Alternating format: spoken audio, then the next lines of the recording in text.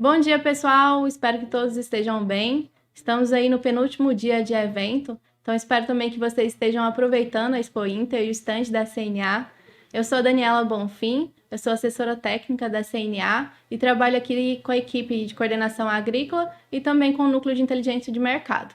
E hoje eu vou falar um pouco sobre um tema muito importante em alta aí nos últimos meses, que é a questão dos fertilizantes, disponibilidade, custos e ações do sistema CNA.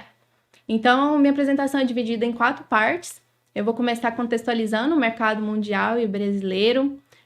Eu vou passar ali pela escalada de preços, né, dos fertilizantes, como se deu essa alta.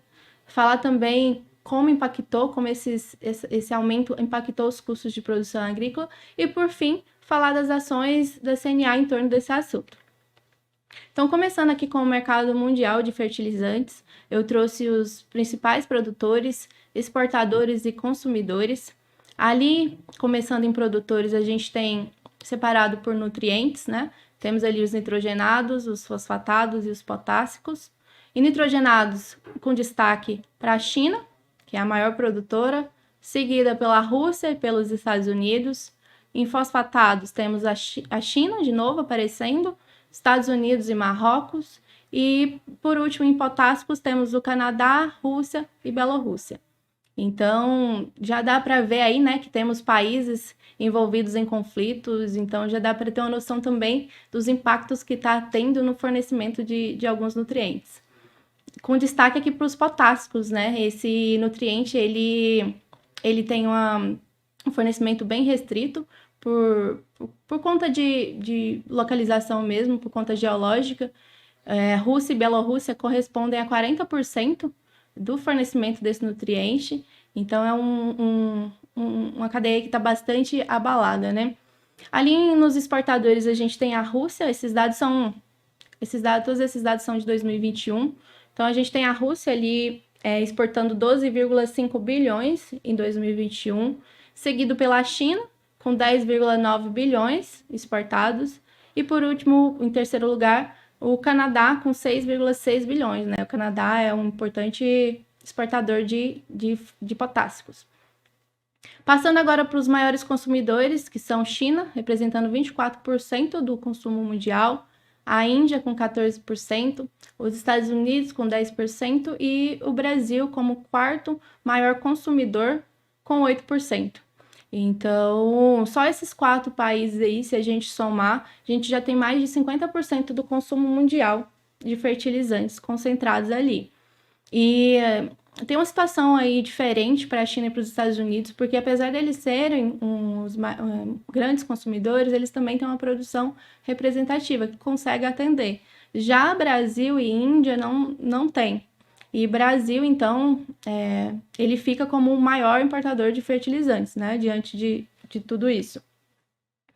E passando agora aqui para os dados nacionais, eu trouxe as importações brasileiras de fertilizantes em 2021, separado por países.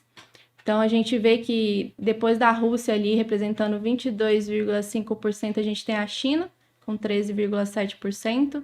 Depois vem Marrocos, com 10,8%, e o Canadá, com 9,8%.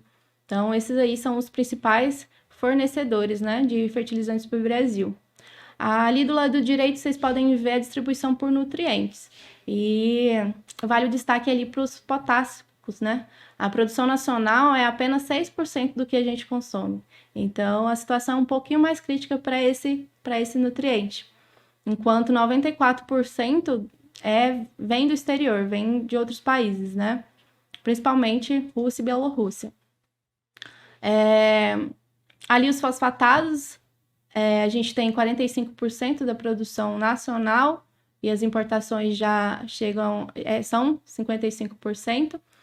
E nitrogenados, que é o segundo mais complicado, né, depois de potássicos, porque só 24% é produzido aqui, enquanto 76% desses produtos são importados e vêm de fora. Então, eu trouxe aqui também os principais indicadores do setor de fertilizantes.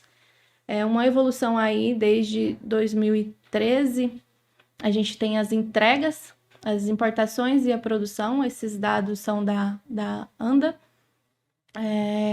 As entregas crescendo cada vez mais, então em 2021 o Brasil entregou um volume recorde, né? Foi 45,9 milhões de toneladas, um aumento de 13% em relação a 2020.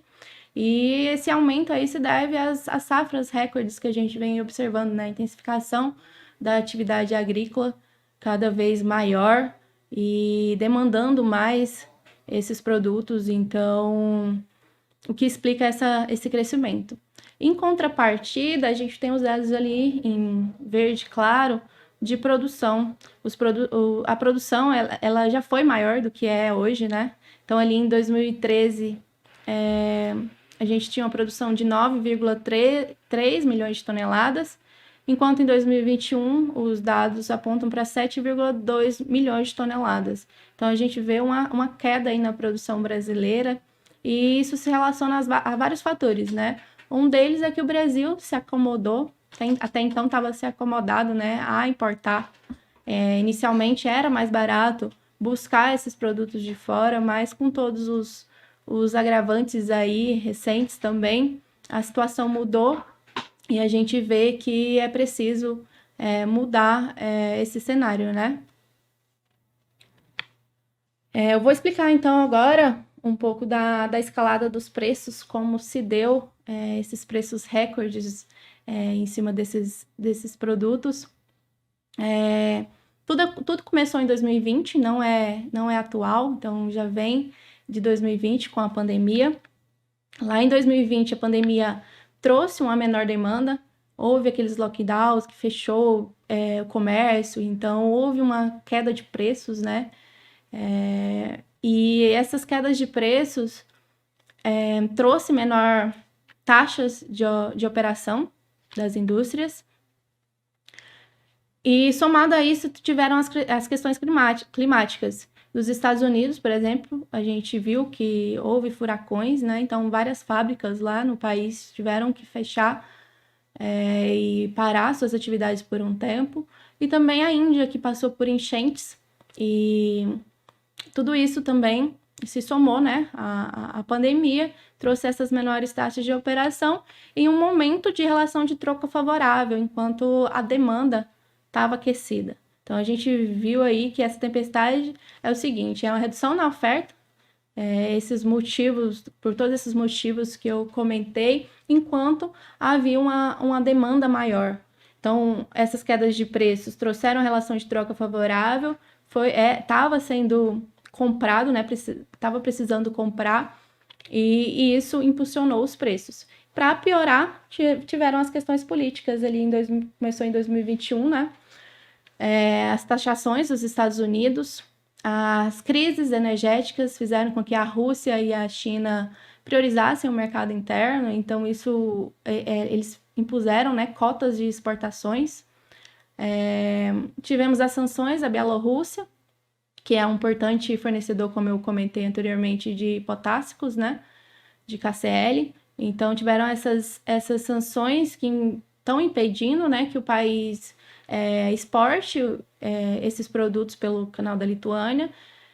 E, por último, a guerra da Rússia contra a Ucrânia, né, que tem aí piorado a situação. Então, entrando um pouquinho aqui na Rússia e na Ucrânia, nesse conflito que aconteceu em 24 de fevereiro de 2022, eu quero primeiro destacar a importância da Rússia no fornecimento, né, ao Brasil. Ela é a principal fornecedora, então a gente consegue ter uma noção aqui de como isso afeta o mercado interno brasileiro.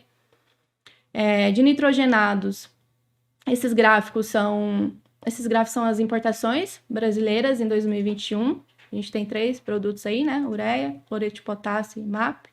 Começando ali pelos nitrogenados, a Rússia, ela é responsável por 9% da produção mundial, e do mercado brasileiro ela detém 23%, com ureia e nitrato de amônio, principalmente. Em potássicos, a gente vê que ela fornece 20% da produção mundial. e é responsável por 28% das importações de cloreto de potássio. Junto com a Bielorrússia, eles somam 47% do fornecimento global de potássicos, né? Já falando de fosfatados, a Rússia ela é responsável por 13% das exportações e 31% do volume de MAP que é importado, que é comprado pelo Brasil, vem de lá também. Então, só para a gente ter uma noção de como isso, né, como esse conflito impactou o Brasil. E aqui, como os preços reagiram instantaneamente, né, após esse conflito. A gente trouxe aqui os preços um pouco antes do conflito, em 18 de fevereiro, bem no início do conflito, um dia após, e também 22 dias após o início do conflito. Então, a gente tem aqui os preços, a variação acumulada, né, e os preços para ureia, MAP e KCl. A ureia ali que valia 3.146 antes do conflito, 22 dias após estava valendo 5.269,90, uma variação aí de 67,5% nesse período, né? Um mês, diferença aí de um mês. Para a MAP, a variação de 31,2%. E para cloreto de potássio, o KCl, uma variação de 27,4%. E também trouxe essa evolução dos preços num período maior, para explicar, né, como eu expliquei lá em cima, que não foi um efeito da guerra. Essa subida de preços já vinha acontecendo desde 2020. A gente teve um cenário de melhora, ali vocês podem ver nesse tracinho vermelho, um cenário de melhora e de queda nos preços no final de 2021, início de 2022. No entanto, se deu os conflitos, né, da Rússia com a Ucrânia, o que impulsionou novamente a subida.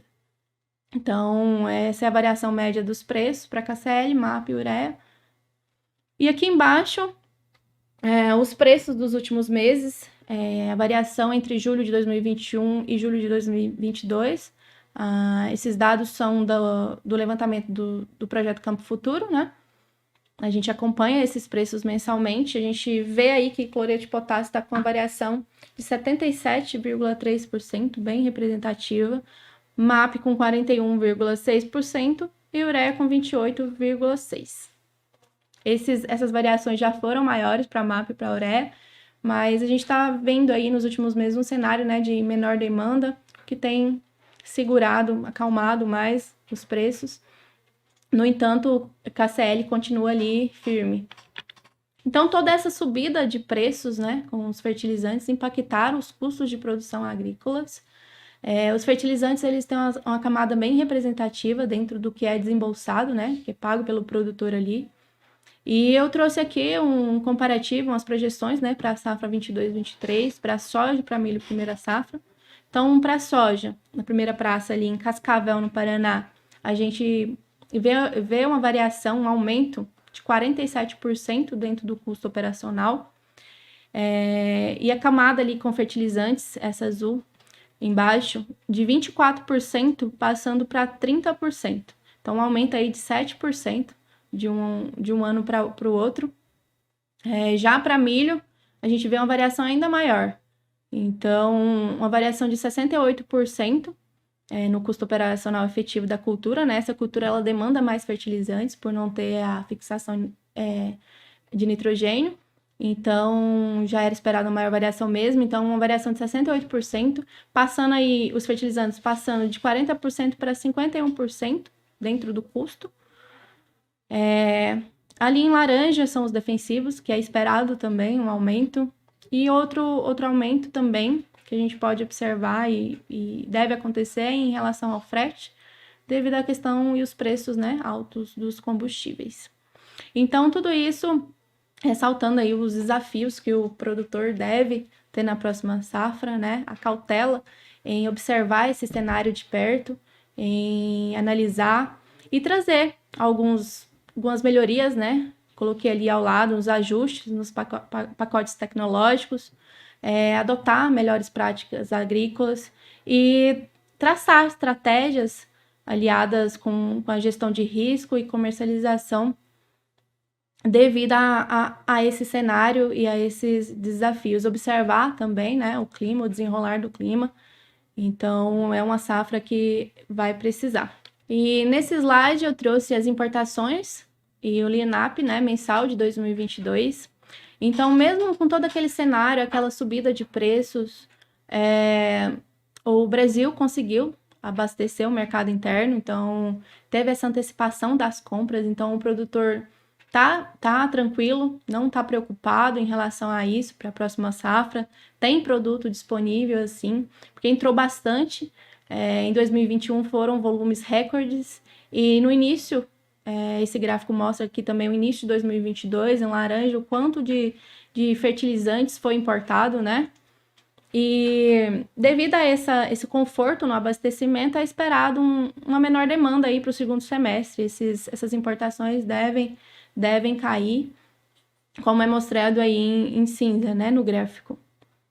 E aqui eu também trouxe alguns pontos de destaques que a gente observou no primeiro semestre. Quanto a nitrogenados, houve uma menor importação de ureia no primeiro semestre, enquanto isso, uma maior importação de sulfato de amônio em substituição. Foi observado também a inserção da Nigéria, né? A entrada aí de outros países como fornecedores, e a Nigéria aumentou 170%. Para fosfatados, teve um salto de importação no primeiro semestre e houve a substituição de fontes de nitrogênio com fontes mais concentradas, né? Super simples, super triplo. E para potássicos, mesmo com todo essas ameaças à oferta desse nutriente, o Brasil antecipou bem as compras, então tem fornecimento, tá tendo, né, disponibilidade.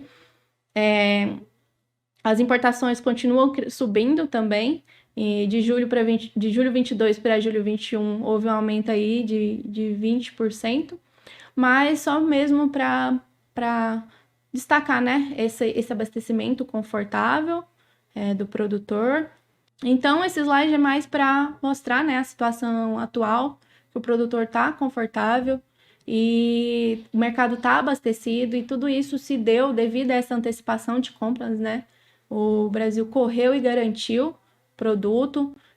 A posição também do Brasil em relação à guerra propiciou, e também a questão dessa inserção de novos fornecedores, né? O Brasil buscando aí alternativas para suprir a demanda aqui dentro. Diante de todo esse cenário, esses desafios, não é de hoje que a CNA vem trabalhando, vem atuando em pró do produtor, visando aí o aumento da renda dele, a redução dos custos e a redução da insegurança jurídica. Eu trouxe aqui uma linha do tempo com as principais ações, ali desde 2015. Em 2015, a CNA atuou na retirada e manutenção das tarifas de importação. Então, produtos como ureia, super simples e MAP ficaram isentos, né, da TEC, da Tarifa Externa Comum do Mercosul, após tentativas de retirada. Em 2016, teve a criação do projeto de monitoramento da qualidade de fertilizantes, que buscava assegurar a qualidade do produto e evitar fraudes, né? Então, esse projeto ele visa garantir que o produto chegue ao produtor corretamente. Tivemos ações em 2020 e 2021. Em 2020, a inclusão do tiosulfato de cálcio na IN 51, que possibilitou a emissão de licença de importação. 2021, Profert, que é o Programa de Desenvolvimento de Indústria de Fertilizantes, que visa garantir e aumentar a competitividade brasileira. E em 2022, a participação no CONFERT, que é o Conselho Nacional de Fertilizantes e Nutrição de Plantas. Além disso, nesse último ano também participamos de diversas reuniões, né, com entidades do setor, principalmente aí depois desses agravantes e conflitos. Visitamos os principais países fornecedores para entender melhor o cenário e a situação. E, por fim, aqui eu destaco a participação junto com o Plano Nacional de Fertilizantes. Então, esse plano ele foi criado, instituído em março de 2022, e visa o fomento da produção nacional e menor dependência do exterior, né, dessas importações. Tem uma meta até 2050, então até 2050 a intenção é que reduza de 85% para 50% essa dependência. E esse plano visa resolver vários pontos, né, dentro do setor que dificulta esse aumento na produção. E então ele tem aí por vários desafios a serem enfrentados, como a redução de instalação, a redução com matérias-primas, escoamento e venda desses fertilizantes, né? Incentivos à produção e ao uso de bioinsumos e remineralizadores. É identificado, né, que é necessário estudos e pesquisas no setor, então o plano entra visando o aumento disso, o aumento também do mapeamento geológico, que hoje atinge apenas 26% do território nacional.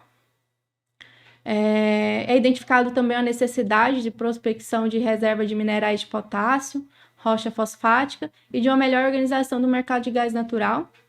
E o plano também vem para desburocratizar, né, melhorar a legislação em torno dos fertilizantes, porque hoje é tudo muito demorado.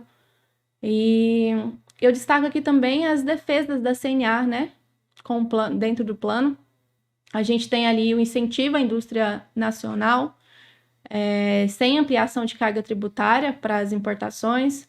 A CNA também defende a diversificação das fontes, né, de nutrientes por meio de bioinsumos e por meio também dos remineralizadores, e uma busca pela estruturação do mercado para importação direta por produtores, associações, cooperativas, enfim. Era isso um pouco da mensagem que eu queria passar para vocês, eu espero que vocês tenham aproveitado. Eu quero deixar aqui um QR Code com um documento que a CNA elaborou agora em 2022, com orientações para o produtor identificar fraudes em fertilizantes, né? E evitar prejuízos posteriores. Então, vocês podem estar apontando aí para a tela e estar acessando e baixando o documento no celular. E é isso. Eu espero que vocês tenham aproveitado e eu fico à disposição para qualquer dúvida.